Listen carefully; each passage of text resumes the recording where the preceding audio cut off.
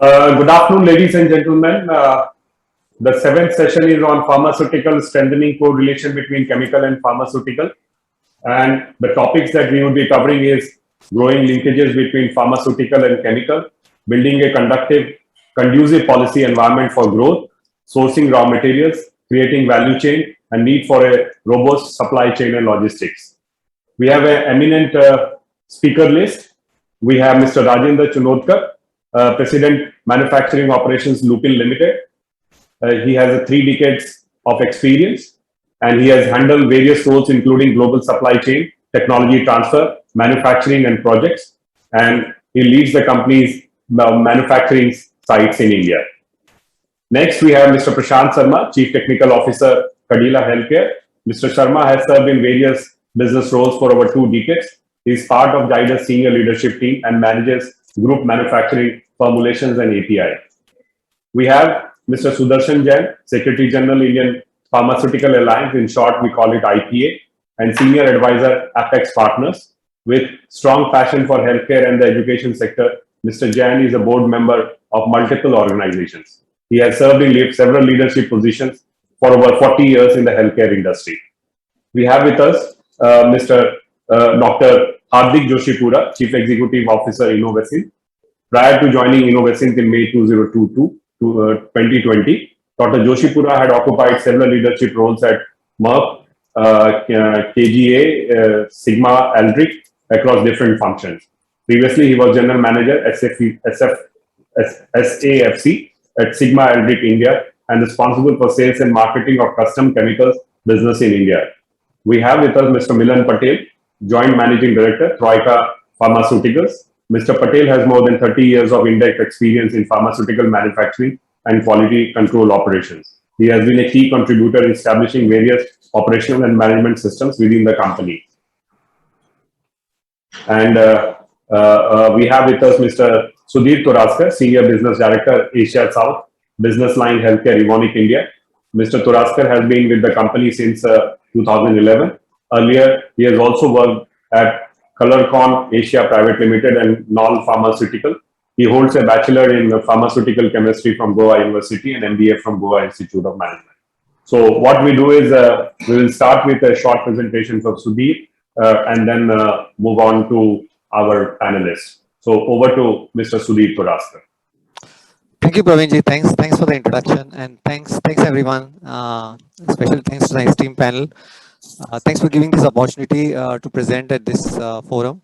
So what I'll be discussing today is on the advanced technologies and Evonik as a door opener to an innovative and efficient pharmaceutical manufacturing. So advanced technologies is not. Can you see my screen moving? Or? Okay, so this is not a new topic, but this is certainly a very important topic. And this is in line with the today's needs of the pharma manufacturing, particularly API manufacturing.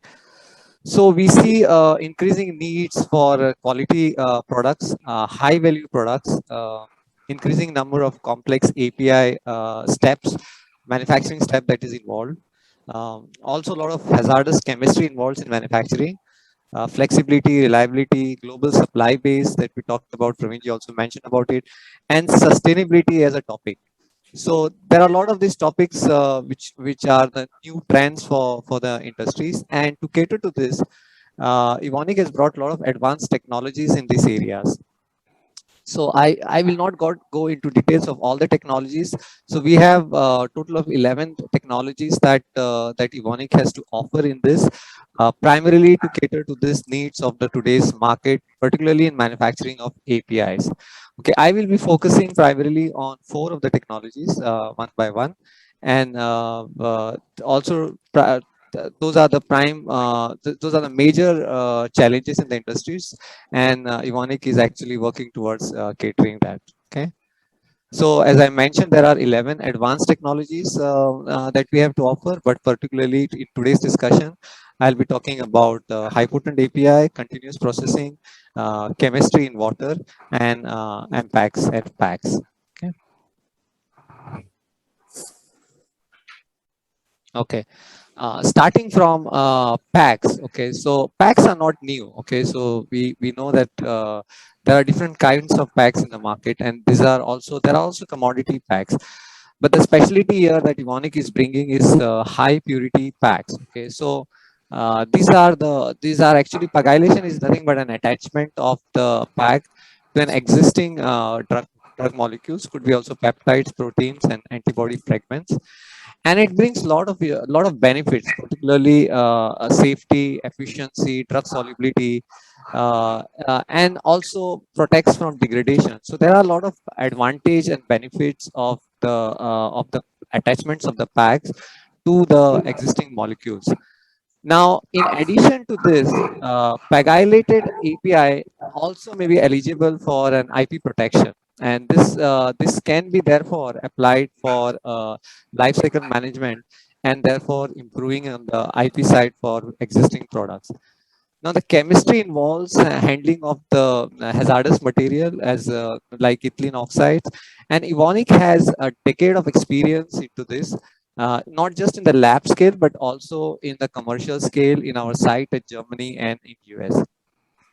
So with Evonik, we have a pilot plant in Hanau, this is in Germany, for handling this pegylations, and also development of highly purified packs. So this comes in a different grades. You can see it at a different molecular weight. So many things are possible in pegylation process. We can also do an isolation. We can also do activation, and to also do conjugations with API. As I mentioned, the specialty with this packs is its purity, where the polydispersity is less than 1.05 and dial content is less than 0.5%. So this is one of the important factors in bringing product faster to the market, because you can do that into your process. Next, coming to the next technology is high potent API. Now, this particularly is not a technology as such. It's not a chemistry as such. It is more from containment side. Okay, so this topic is more of a strict containment, and Evonik is one of the. In fact, I think Evonik is the largest player in this in terms of capacity to offer the high potent API manufacturing. So the total capacity that we have is about 170 cubic meter facility. And most of it is coming from our site in US. So the large scale high potent API reactor is close to 8,000 liter. So the main production site I mentioned is in our site in Tippecanoe in US. We also have a very good track record with respect to an FDA inspection. So you can see on the right hand side, we also have the FDA inspection happening without any 483 at our Tippecanoe site. We have our own fully integrated waste incineration facility at our site in Tippecanoe. For a smaller scale, in the slide below, you can also see the different scales that we manufacture. For the smaller scale, we have a lab in Germany, process development lab, which can take care of this. And for the mid-size and the large scale, this is certainly taken care at our site in US.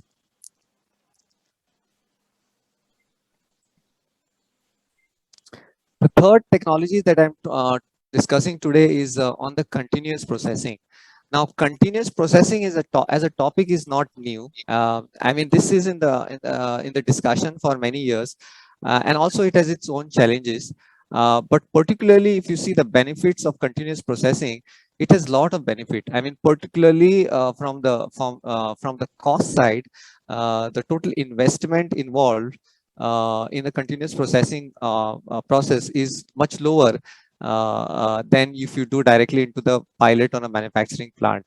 So it has reduced time to market, low investment risk, flexible production, faster market entry, and product sampling early in the project phase.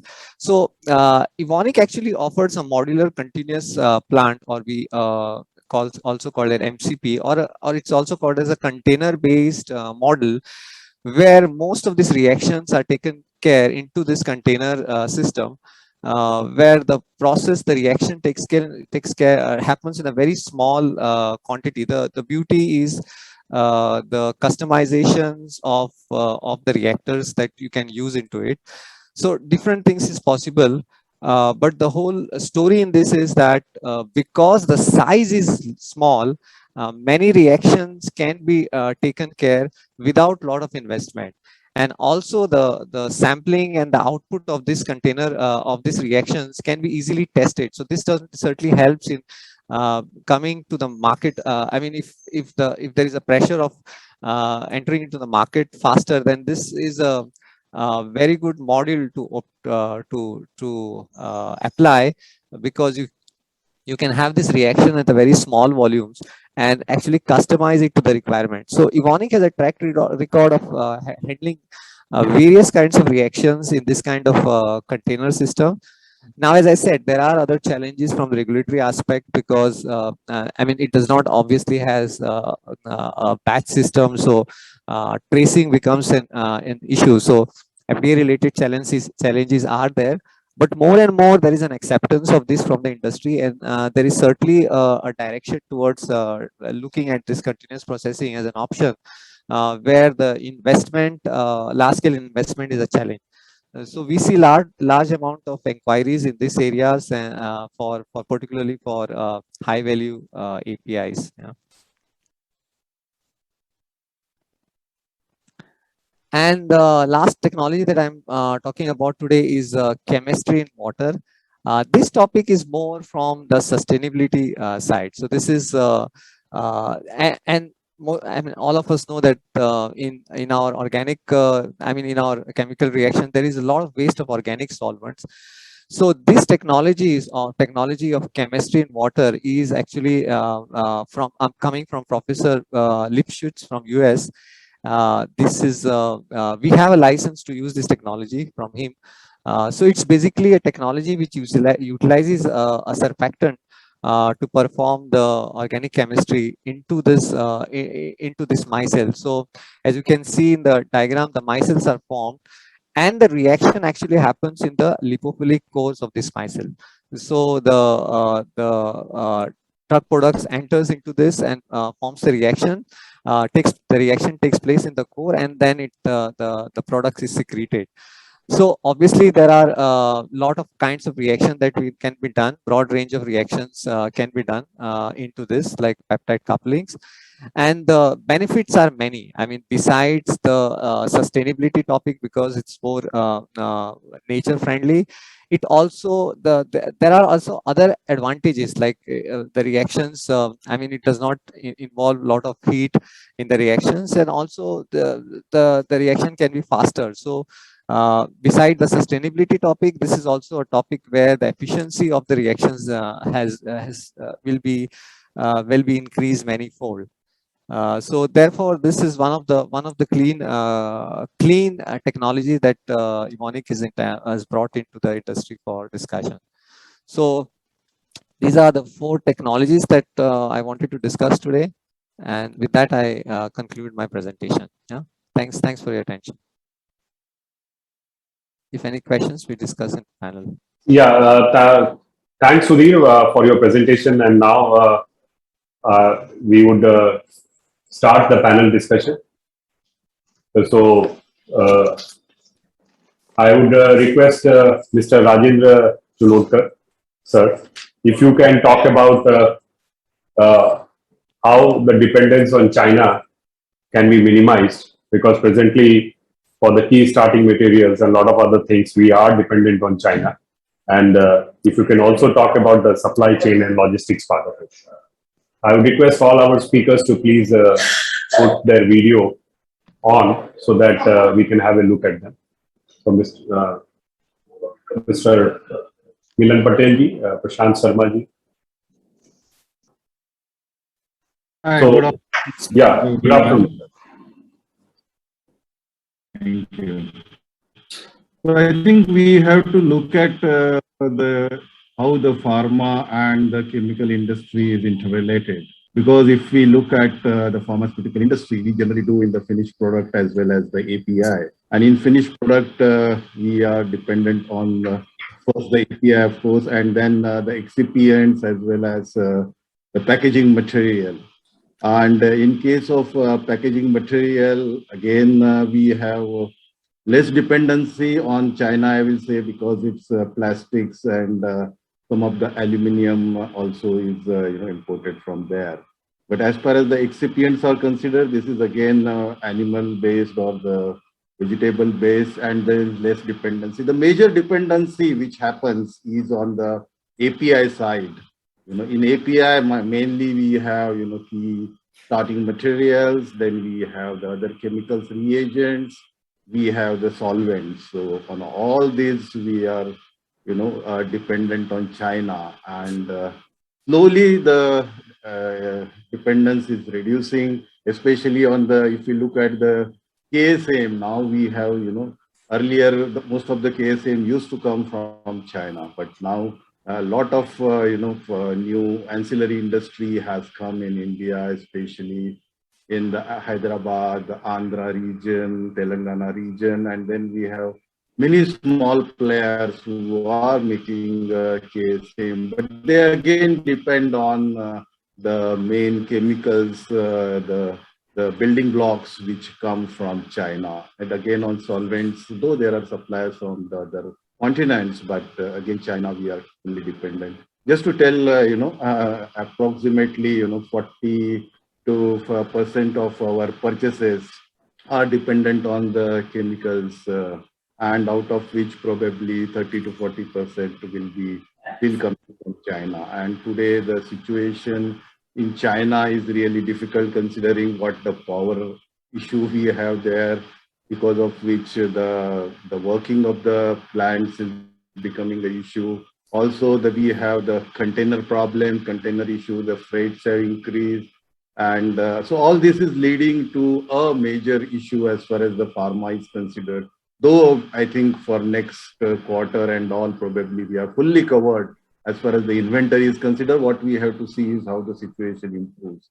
And what is most important, and there is a lot of work, and I should really thank various organizations who have been working with the government on this, and the government has come with a PLI scheme, so which will induce a lot of manufacturing in India. And what is needed is how less we can be dependent on China, as the power situation is, say, what we are looking at China.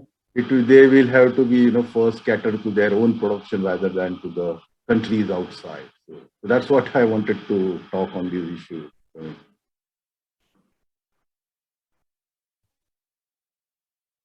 Thank you, Rajendra ji. My next question would be to Mr. Prashant Sharma, CTO, Cadila Healthcare. Sir, how do you see the chemical industry further strengthening its bond with the pharmaceutical industry, sir? Over to Mr. Prashant Sharma. So there are multiple things. Am I audible?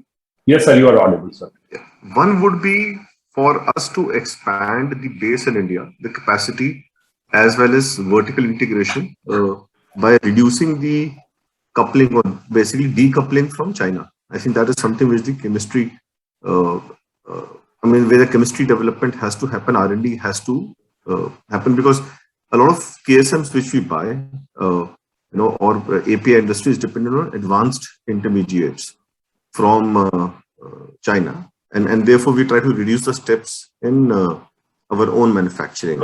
If the KSM manufacturers, the intermediate manufacturers invest in R&D, they would be able to decouple from China and being able to make these advanced intermediates starting from basic KSMs in India. So that's one.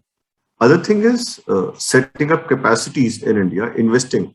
A lot of us, for our advanced formulations, basically sustained release products, etc., we end up depending on excipients. A lot of them are imported, right? So there's a clearly class of imported excipients and how tightly they behave, especially when they have their functional excipients versus the Indian made excipients. I think that's a major scope of harmonized manufacturing in terms of specs, in terms of quality, and also in terms of the portfolio across the world, right? I mean, even in Evonik's presentation, you would have seen most of the plants are abroad, right? If I'm not wrong. And when we are saying that, I mean, what are we talking of? We're talking of decoupling from China, but then coupling with some other nation, right? It doesn't help us at all. And we have the government encouraging with PLI schemes, etc. And I would expect that the excipient and chemical industry should make use of such incentives and invest in capacities in the nation, building identical specifications within the nation. So the portfolio should be widened. Third is scalable capacity. So often, as is now, the API industry in the country is expanding, and we are dependent on the chemical industry, just not for KSM, but also for basic material like caustic solvents, etc., etc. And the price fluctuations there are immense. They limit our ability to also give price visibility in our own bids, etc. Right, and that's another area wherein if there are good capacities built, good processes built, they should be able to decouple from global fluctuations in the basic chemical prices. So I think these are the areas in which I would expect the chemical industry to step up and work closely with the pharma industry to integrate this vendor customer partnership. Thank you, Prashantji. Now I would request Sudarshan sir, if he can throw some light on the gray areas and how it can be resolved. Okay, thank you very much, Praveenji. Thanks for inviting me here, and it is great to be part of a very distinguished panel here. We have got subject matter experts, production experts, and very many of the IPA companies leading members are here. So it is pleasure to be part of this panel, and good that you organized this initiative, Praveenji, because there is a significant synergy between the chemical industry and the pharma industry. We have to relook back, go to the basics. How do we leverage the potential of both the industries, and how do we ensure the healthcare security of the nation? So point number one, it is in the interest that we ensure the healthcare security of the country. We cannot rely only on one source of supply. We will be always subject to volatility. We have been examining the prices of many of the APIs and raw materials for the last 18 months. Take the classic case of paracetamol. It used to be around 300 and 400, and now 900, and the price fluctuates. Take erythromycin, take citric acid. Now there is a tremendous fluctuations of the prices because the way we import it, there's a dependence on few suppliers, and hence it is fundamental that if you want to get stability in the environment, it is a commonsensical that there has to be diversified supply chain. Second is, it is not the question of technology. We have the technology. We used to manufacture many of them till 1990. Over the last 20 years, we gave up this advantage to China because there the power cost is 4 cents, ours is 12 cents. The cost of finance there used to be around 3 to 4%, ours used to be 12 to 13%. The environmental clearance has been relatively low. The bureaucratic red tapeism is low. They have got the advantage of clusters. Government has announced the PLI scheme for APIs, and we have been making that it is not only API, we have to think of KSMs, we have to think of some of the critical intermediates which are important for KPI. We cannot do everything, all the schemes for everything, but it is also important that not only APIs, we have to think of KSMs and starting materials, because that's a gray area. Because unless you resolve that issue, you will not be able to build reliability. Good point is that the government is listening. There is great dialogue with the government, and API self-reliance is a high priority area, and I'm sure the industry is committed to it, the government is committed to it. It cannot be brought in a year's time, but we are on the right path to bring about self-reliance in APIs. Point number one, because in pharma market, formulation market, unless we bring self-reliance and the diversified supply chain concept in APIs, key starting materials, chemicals, it won't work. And that's the thrust of the government. Diversified supply chain, very, very important. Everyone is talking in the world, but we have to look at our interests. And I'm pleased to say that as a country, all of us are aligned, whether government, industry, and we are working together. And it is good that chemical industry is also part of that conversation. And we have to work together to make sure that particularly important material, where there is no diversification, where there is monopoly, all of us need to work together and make sure that we are self-reliant in this area, which is the question. Yes. I will stop here. Thank you very much. Sudarshanji, I had a valid question to you. Is what we are seeing is the government is working on a new PLI scheme. Chemical industry is working on seeing that they provide you the raw materials, the KSM and the solvent and the other things. When do you see we becoming Atmanirbhar in all these activities, sir? So that we are not dependent on one country or the other. So any time frames that we are looking at?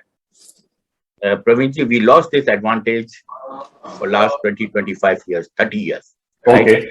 So at least we talked and talked and talked for last 10 years that this area is important. But the good part of COVID is, and good part of the government is, they listened and they came out with the API PLI policy. Now there is a listening which is taking place that it is not only API, it is the key starting materials which are important, it is chemicals which are important. And we can't do everything, but at least there is a realization. And once the concept of clusters come in, they have to announce the clusters. They are trying to make the whole process much more environmental friendly. Power cost will come down in those clusters. So one is creating the ecosystem, and second is encouragement by the government, and third is the talent and the chemistry part of it. Good part is we have got talent, we have got chemistry, but perhaps we may also like to work on some of the new technology like continuous manufacturing, which can help to reduce the cost. So it has to be integrated effort. It will not happen in a year's time. 2 साल में भी होना बड़ा मुश्किल है. 5 साल में यदि कोई इसका रिजल्ट आ जाए, I will be very, very happy. But when we talk of policy, we have to lay down the path. And the path has been laid down that API self-reliance is very, very important. And the second part is the government is laying down is R&D is very important. So if we have to sustain the competitive advantage of the nation, we have to strengthen our API part and we have to strengthen our R&D part. And as always, Prime Minister says that Indian pharma industry is a threat not only to India but to the world. And this will happen only when we work on API security as well as R&D. I will stop here. Thank you very much. Thank you, Sudarshan ji. Now I request Milan Patel ji if he can talk about the raw material sourcing part of it and the linkage between pharmaceutical and chemical and how this linkage can be enhanced going forward. Thank you very much, Prashant. I think everybody, the previous speakers, distinguished speakers have talked about, the commercial as well as the technological aspect of how India should be self-sufficient, the PLI, etc.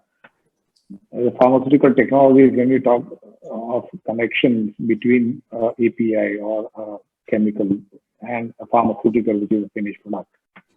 Obviously, the technological side, the availability and all that is one of the major area. But I think equally important area is the closed loop or closed association in the qualitative parameters. You will have to increase your voice, Mr. Milan Patel. Am I audible now? Yeah, more audible. So you have to just increase your pitch. Yeah, okay. So it is more, I would be focusing only on the qualitative loop which a pharmaceutical formulation would have with an API or a chemical supplier, whether it can be an excipient or it could be a API. The connection is obvious that with the coming norms, stricter norms on the development of a formulation, on the development of a dossier, and not only development or the submission of a dossier, it is also a key requirement that the product a formulation which is being manufactured has the relevant stability batch to batch for the shelf life. And that is where the connection with the starting material, which are the APIs and the excipients, is very, very important. because with the DMF and the ANDAs, where even any change in the KSM has to be submitted by the DMF API manufacturer, it is equally important that there is a very large aspect, the working of the KSM, of the API manufacturer and the formulator is very much in the sync. Any change in the process, any change in the organoleptic property, any change in the yield which an API or a starting material manufacturer observes or suffers, he has to be very sensitive to the fact that it has to be conveyed or it has to be notified to the buyer, who is the formulator. So it's not about only having a good source, but it's also about that raw material API manufacturer having a sensitization that what is going to happen with his API. And that is why I think, whenever it comes to high quality formulations, we always depend on API manufacturers, where the Europeans and certain Indian companies have taken over the market because of this understanding and this depth of knowledge that the API is equally important when we talk about formulation quality. Thank you, Milan. Thank you, Milan Patel ji. I would request Hardik ji, if you can talk about. See, you are one of the CRAMS manufacturers, and what kind of problems that you foresee, or what kinds of problems that you are facing with respect to, say, chemical companies, and how are you presently resolving it, or what are the suggestions that you have for resolving it? Yeah, thanks, Praveen, first of all, again, for inviting me. It's a great question, and this is most of the companies, be it a chemical company or CRAMS, are facing that challenges. And I have two different opinions, on that front. One, the current situation, as you know, from the supplies part of it, from the China, especially because of the highest ocean freight cost, which has gone up substantially. There's always a price increase, right, which you could see. Also, the dual control policy, which is there in the place, which actually could further enhance the raw material prices. At the same time, what Mr. Jain talked about is a music to my ears, because the dependency within India is very limited, and what we try to do is try to make the raw materials which we currently buy from India, from China. For instance, there are few companies in China who make specialized raw materials which we use as one of our core businesses, which we have a nucleosides kind of a business, which further go into oligonucleotide API. So it's an extremely critical business for us, and what we intend to do is backward integrate it and trying to make that in-house. Now, companies like us can do it. We have a good amount of technical capabilities, but there are many small companies who may not have that ability to do a quick development and scale up. So I see a larger problem if this situation continues. I think Indian companies will have to gear up together and then bring the technology in India, and government has to support that overall, because the dependency in China currently also what we have is more than 50%, and it would take several years to probably reduce the dependency. So, what are the suggestions, sir? I wanted to know the suggestions from your side. I would suggest that do a kind of a massive backward integration. So for instance, when you look at the top 20 APIs which are there in the market and which is going off patent, most of the pharmaceutical companies are making those APIs, right? And that's the business that they have. But similarly, N-1, N-2, and also mid-stage of synthesis, government should actually work with the largest chemical producers and kind of offer incentives to make KSM, intermediates, reagents, because that is also a massive part of the contribution in the overall API value chain. Thank you, Hardik ji. I would now request Sudhir, if you can turn your video on. And my question to you is, Sudhir? Yeah, I can hear. I'm struggling with the video. Yeah. Okay. If you are struggling, please save your bandwidth for the audio part. Is there a possibility to combine these technologies for higher efficiency? And Yes. How are you positioned on the cryogenic technology? Yes, I mean, this is a very good question. And actually, this is actually a trend. We also see that there's more and more requests for combining of the technologies, especially for the complex API. where continuous processes has been used for reactions like hazardous chemicals, phosphonations, and combined with other technologies like chiral compounds, and this is not new, and we have seen this coming more and more from the industry. And therefore, this kind of technology certainly help to bring this, I mean, to improve on the efficiency of the API manufacturing. This can also be applied for a low temperature cryogenic reaction, particularly for a question on the cryogenic technology possibility. Yes, Evonik is one of the largest offering in CDMO space in this world. We offer up to 200 cubic meter cryogenic reactor, which is at minus 80 degrees Celsius. And we also accommodate all projects at all stages. So this is certainly something we consider in our development areas. Yes, and as the panelist states, this is a need of an hour for an API manufacturing, where we see a technology combination of technology is certainly useful, not just to increase the efficiency, but also to overall reduce the cost of it. So I think what Evonik is trying to do is offer this to the industry. Of course, we are offering it from primarily from US and Europe. But the sustainability that Evonik offers in this is because we have capabilities at different sites, and therefore we are able to offer what suits best for the industry. So this is what I have to say. Thanks. And Sudhir, one additional question that I want to put to you is, how do you shorten the timeline? Because that's very important if you are looking for API to be marketed. So how your technology will help in shortening the timeline? Yeah, this is again an interesting question, because you see, Pravinji, there's a lot of time is actually consumed in process development. And this time can be particularly shortened with what I discussed about conti processing, continuous processing.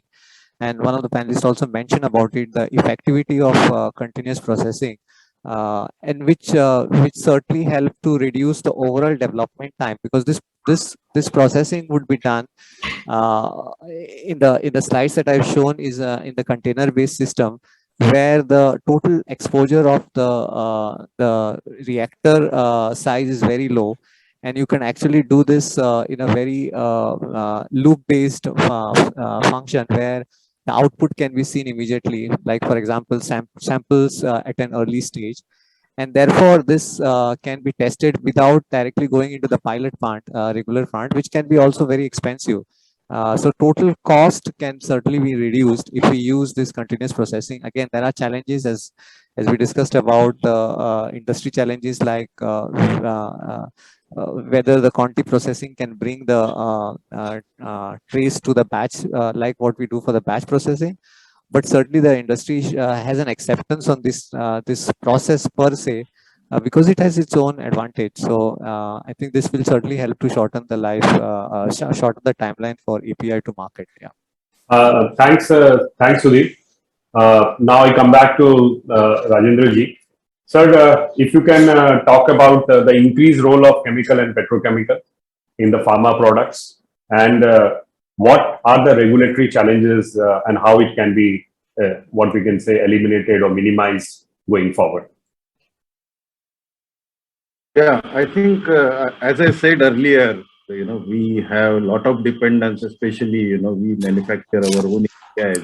We have a lot of dependence on the chemical industry. Just to tell some of the figures which we operate, is that almost 80,000 to 100, 1 lakh tons of KSM chemical solvents we use. Out of which solvent purchases we do almost up to 25,000 tons, and then we do our own solvent recovery. So when we are talking about handling of solvents to the tune of 250,000 a ton in our facilities.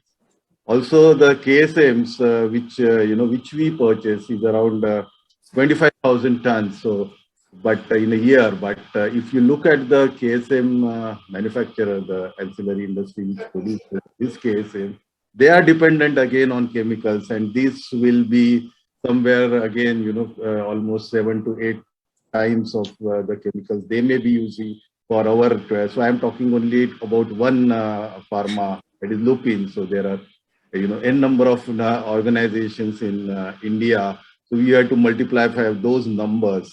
Especially the chemicals which we use is to the tune of 30,000 tons. And so that's why if you look at all this, what I am talking, it shows how much dependence we are on the chemical industry. And anything which happens in chemical industry, like today, the phosphorus is increased the prices say 4 times, 5 times. So especially we use so many of the phosphor-based chemicals like PCl3, PCl5 in our reactions. So all that has skyrocketed. So that has led to the increase in the prices. So this dependency especially is happening again based on the China, and that's why we have to see how we are self-dependent, that such type of, jacking up of the prices, which happens many times from China, we minimize. Because as a pharma industry, many of our Indian players are in the generic industry. And generic industry, again, the situation is changing. There are more and more suppliers, the customers have consolidated. So there's so much of pricing pressure, and then there is an increase in the utilities prices, there's an increase in all these chemical prices, is putting the margin, in a lot of risk. So that's why we have to have our self-dependency of the chemicals in India. That's what I would like to say. So as a manufacturing operations head, it would be an extremely difficult task for you to manage all the variables, come out with the products, and also see that all the key raw materials, the KSM, the formulations all come in time, despite the problems in the logistics part. So how are you managing, sir, in this difficult time and finally giving this product to end consumer like me and others? So today, what the ideal supply chain always talk of, optimizing your inventories. But what COVID initially has, COVID when it came, it, learned, all of us have learned a lesson that how good inventories we should have.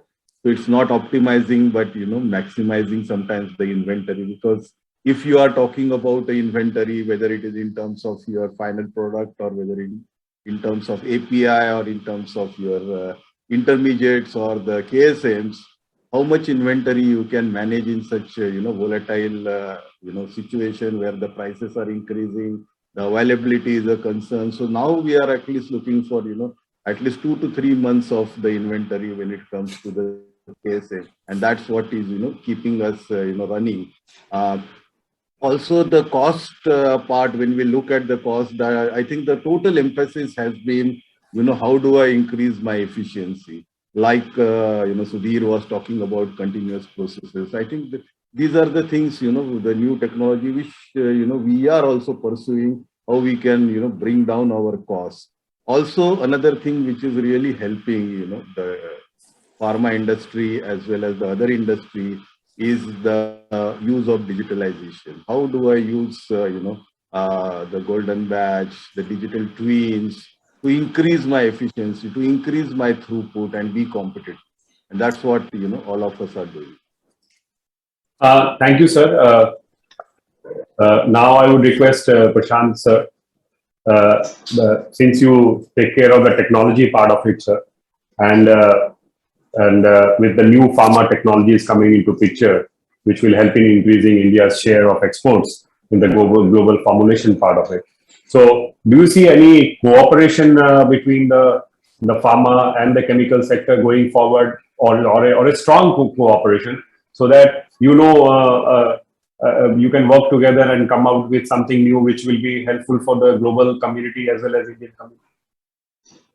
So I think there is no alternative but to work together and to collaborate. So, and we coexist, and we therefore have to work closely together. Now, most of these cooperations / collaborations begin early in the development project, when often in case of formulation, we work closely with the excipient manufacturers, especially for the functional ones, to ensure that we are building the product correctly with the right excipients. Similarly, in API also, a lot of sourcing happens up ahead, and the need for a regulatory a site strong from a regulatory standpoint, commercial standpoint, long-term viability standpoint, and also somebody who's demonstrated success in improving processes over. I think along with the technology, what is now important is green chemistry, and as we move forward, the reliance on people who are investing in green chemistry, who will have good ESG scores for their sites, and so it's along with the regulator. Normally, what we mean is regulatory agencies of the pharma side, but also I'm saying now in addition to that, the sustainability side. Both of these becomes important. Technology is something that we will continue to keep investing in. As I mean, if you look at the current price erosion in the US market, all of us are right now challenged to ensure that we coexist with our supplier base to be able to compete with the expected pricing demands of the generics ecosystem. So I think, yes, we will have to coexist. We'll have to look at technologies. And as new complex products keep coming in, the demand on better quality excipients which are more cost effective, we need less of them, tablet weights reduce, so on and so forth, will become very important, along with green chemistry. So, do you see any new models coming up as a technology head, apart from the models which are already there in the market? And with so many manufacturing sites and so many of them needs to be taken care. So, how do you manage that entire thing and finally meet your targets at the same time? So, for example, we are investing in a site where the batch sizes will be disproportionate, right? Very large. And again, therefore, the performance of excipients and APIs will become very important, so on and so forth. So, I think the new models, continuous manufacturing is something which all of us are dabbling in. That becomes one. Playing with the batch sizes either at a smaller end or the larger end. And sometimes not end-to-end continuous manufacturing, but some of us are investing, for example, in just continuous quotas, etc. So this is where the collaboration with both API vendors and excipient vendors will play out. And basically, early collaboration at the time of development is where most play will happen. And continuous manufacturing, is it related to some regulatory challenges, sir, or is it no? I think it is a way of manufacturing. Depending on the product need, it can be very, very cost effective. Also, the way batch gets defined. I mean, it's a discussion by itself. Happy to have it somewhere, some other time. All I can say is that yes, so and regulatory FDA is in fact they have a separate department for new technology support, and if you approach FDA with the discussion on new technology, they're very happy to support the pharma industry on that. Hardik wanted to know from you how do you create a value chain and so that everybody benefits in the long run. So, Praveen, your question is mainly on the supply chain side of it, or? Yeah, it's mainly on supply chain and sourcing of raw materials, because these are the two things which are presently what we can say the problem statement for the pharma company. And if these two are being rectified, which is sourcing of raw materials and creating a robust supply chain, then obviously it adds value to both the pharma company as well as chemical company at the same time. So any solutions for it, and going forward, because these will keep on, because if you are dependent on one country, and if one country has a problem, whether it's power is a problem, whether energy is a problem, whether containers are a problem, so this will obviously happen. And you can't manufacture a container in large scale in a month or two. So these are the problems, and COVID has helped us in learning all these things or unlearning some of them moving forward. Yeah, so I think the largest question is becoming a reliant. The Atmanirbhar piece, what we are talking about, the China plus one strategy. But apart from that, when we talk about supply chain, generally we talk about getting the material on time. At the same time, also talking about reducing the cost, right? So we face dual challenges. So we face, as a manufacturer, we face challenges where our suppliers or our customers would actually tend to, in fact, ask us to reduce the price, right? Whereas the products are repeating in nature, there's a normal tendency to ask for a further reduction. And because of the current situation in China, because our dependency is largely on China, the price at which you could offer, you cannot offer larger discounts. So that is one pain point which we have. The second piece which we are facing as a manufacturer for our own products, and also, it's a different chemistry. It all again depends on which type of molecules which are talking about. Because for some of the niche molecules, it's not the price which matters, right? It's all about the total cost of ownership which matters. Like it's all about how can you get the product with the right quality, with a very stringent specifications, and most importantly, the regulatory support. Because I'm ready to pay 20% premium right now, than to probably regret at later point in time. So these are the two pain points. But the only solution which I can see is definitely to become a self-reliant, and for that a massive infrastructure push, a massive policy changes from the government is something which we need to do very quickly. Thank you, Hardikji. I would request now Sudarshan sir, if you can talk. You represent lot many pharmaceutical companies through Indian Pharmaceutical Alliance. So, what would be your advice to chemical companies? So, Praveenji, it is a great time for India, and the pharma industry is going to be, it is a Y2K moment for pharma industry. We are talking that this industry will be $120 to $130 billion and will be the largest in terms of volume. Now, this cannot be achieved unless the chemical and pharma industry work together, right? Whether it is API manufacturing or whether it is R&D of new products, chemicals are fundamental for this industry. So what my suggestion will be, it is a long-term approach, and there are 3-4 dimensions. It is an integrated approach, which is very important. One of the things which COVID has taught us is called coordination and cooperation, whether it is with transporters, whether it is with ancillary industries, whether it is within government and industry, and whether between companies. Maybe we need to devote much more time at early stage that the chemical companies and the pharmaceutical companies come together early in the game. Who would have heard that the vaccine can be developed in 12 months' time? It is the cooperation. Who would have heard there is a product, Molnupiravir, which is being developed, and 6 companies have come together and doing the clinical trials together, Praveenji. Never one would have thought that for a new drug, voluntary licensing is there and the companies are coming together to do the clinical trial. Here, the same thing, collaboration between the companies, pharma companies and chemical companies is fundamental. There is no choice but to do it, and both the sectors will benefit. I'm talking of I will take 5 areas which are important holistically, because it is good that I'm here today, because I never thought on that dimension. Because we thought only of pharma industry, and Praveenji, I will thank you to invite our pharma experts here. First is the policy dimension. Policy dimension is we have to think of wherever the chemical industries are also trying to scale up, there has to some way to reward it. So that is one. Second is the use of educational institutions, NIPER and those, they want to be the excellence, centers of excellence, where they can work together with chemical industry and pharma industry to bring about some areas, identified areas, where there are issues involved and what can be done together.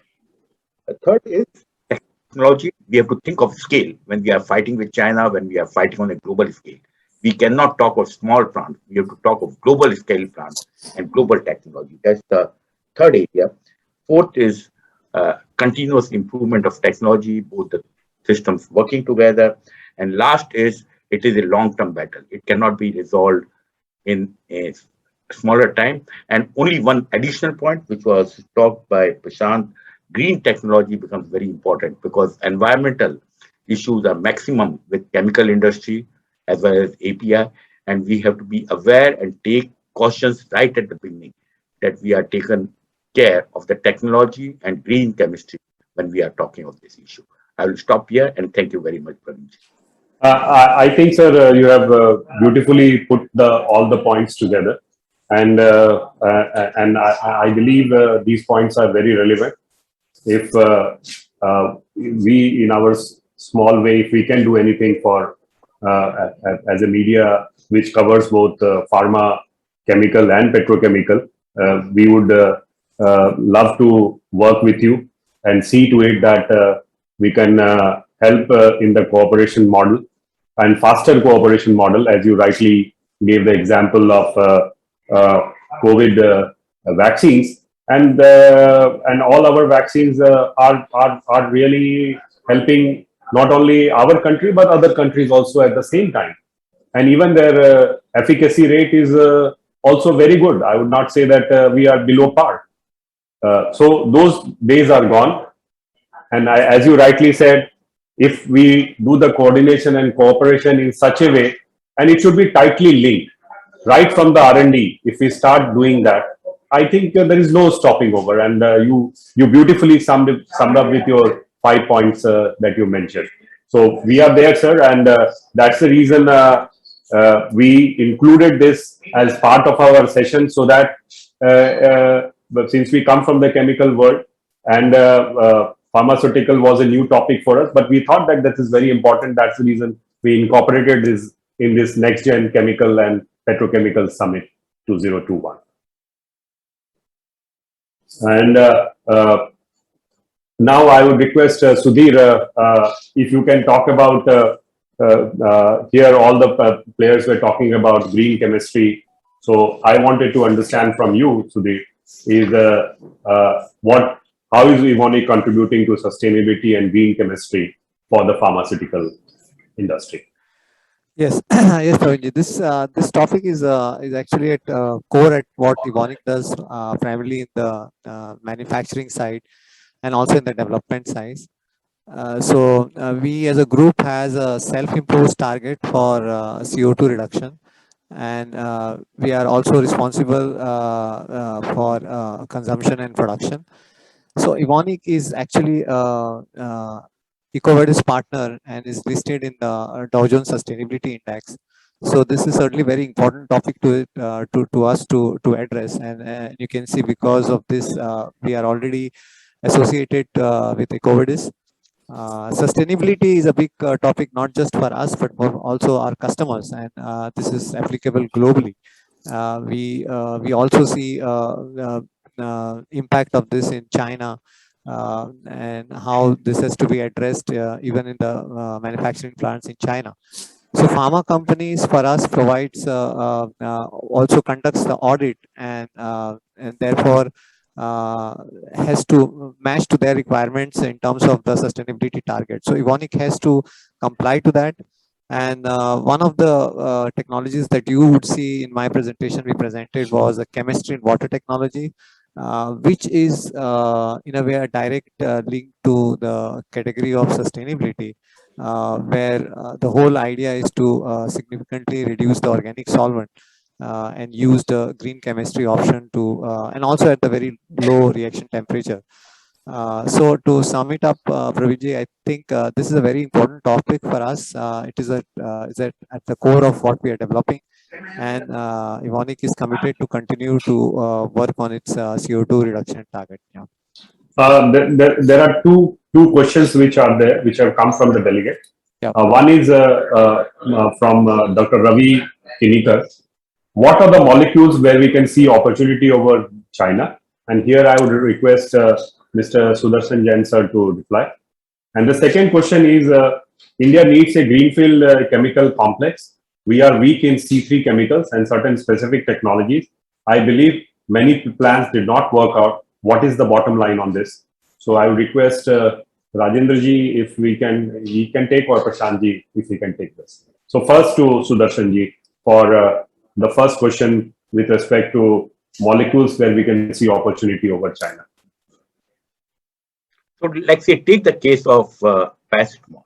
The prices are fluctuating of paracetamol because the intermediates and the key starting materials are not manufactured fully in India. Or take erythromycin. So what we need to do, we have done the study on APIs, but one, we need to go ahead and do the study on the intermediates. Because if we don't have stability in the intermediates, the API stability will not happen. And the key intermediates which are required and the key chemicals which are required, we have to start reverse vertically integrating. And I remember when we were talking of SCQ, IPCA and both Zydus, they did phenomenal work that they were assuring to the government that whatever happens, they will be able to ensure the availability of it.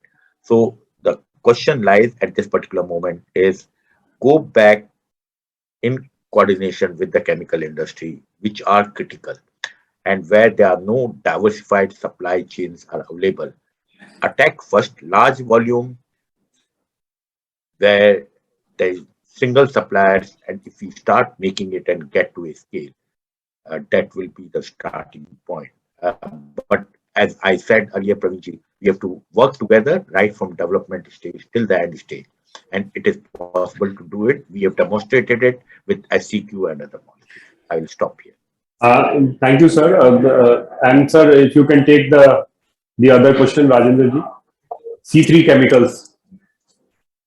On C3 chemicals, so probably I will not be able to comment right now. But what I want to say on the association between the pharma as well as the chemical, I think Sudarshan ji here. So with IPA, we have 20-25 pharma organizations. So we sit together and make a list of these are the KSM or these are the chemicals which we are importing from China, and this we want work with the chemical industry. We assure you this is the tonnage, this is the market we want to give, whatever the technical support or even the financial support, we can support you, but you assure us that you give us, at much better prices than China, and you get this assured market. So that's where we go together. Prashant ji, if any last thoughts, sir, and also Hardik ji. I think everything has been said. My only submission would be focus on green chemistry as an industry, be early stage collaboration at the R&D stage, and see building up world-class capacities in terms of scale, but also offering harmonized specifications across global plants, including India, would be determining the intent of excipient manufacturers and chemical manufacturers to stay committed to India, and they reduce their trading footprint. Hardik ji, your last word, and then we will wind up. Yeah, so from my point, again, I concur what Prashant said. I would focus more on ramping up the massive scale and also focus on technology. Building the technology, I think technology is a key. Science will going to drive the overall business and also industry. So technology, innovation in science and technology is going to should be the key focus. So let me thank my speakers, Mr. Rajendra Chunotkar, President Manufacturing Operations Lupin Limited, Mr. Prashant Sarma, CTO Cadila Healthcare Limited, Mr. Sudarshan Jain, Secretary General Indian Pharmaceutical Limited. Many thanks, Sudarshan ji, for all the help and support that you provided us. Dr. Hardik Joshipura, CEO Innovasin, Mr. Milan Patel, Joint Managing Director Troika Pharmaceuticals Limited, and Mr. Sudhir Toraskar, Senior Business Director Asia South Business Line Healthcare, Evonik India.